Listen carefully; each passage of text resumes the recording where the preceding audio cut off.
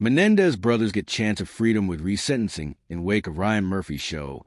Netflix doc. Lyle Menéndez and Erik Menéndez have their first shot at freedom after more than 30 years in prison. They were originally sentenced to life without the possibility of parole in 1996 for the 1989 murders of their parents, Kitty and José Menéndez.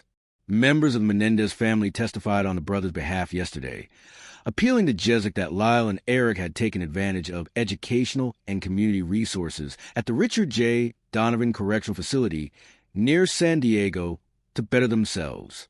Tuesday's ruling grants them immediate eligibility for parole, for which the brothers will plead their case before the state's parole board during a hearing scheduled for June 13th. The decision comes amid a renewed chorus calling for brothers to be granted clemency for time served, bolstered by a recent film and series revitalizing interest in their case. Netflix released both projects last fall. The first, Ryan Murphy's Monsters, the Lyle and Erik Menéndez story, cast Cooper Koch and Nicholas Alexander Chavez as the brothers, as well as Chloe Sevigny and Javier Bardem as their parents in a dramatic reenactment of the infamous crime. Erik criticized the series as being rooted in horrible and blatant lies, while Murphy took credit for the mounting calls for their freedom, declaring, "The Menéndez brothers should be sending me flowers."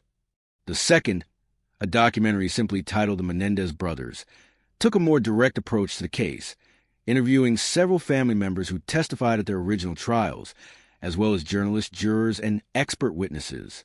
The case for the Menéndez brothers has largely revolved around an aspect of their original defense, that the killings were perpetrated in self-defense after years of physical and sexual abuse at the hands of their father. The brothers were first tried separately, but both trials resulted in deadlocked juries. Testimony from family members corroborating their account of abuse was controversially limited at the joint trial, which ultimately resulted in their conviction.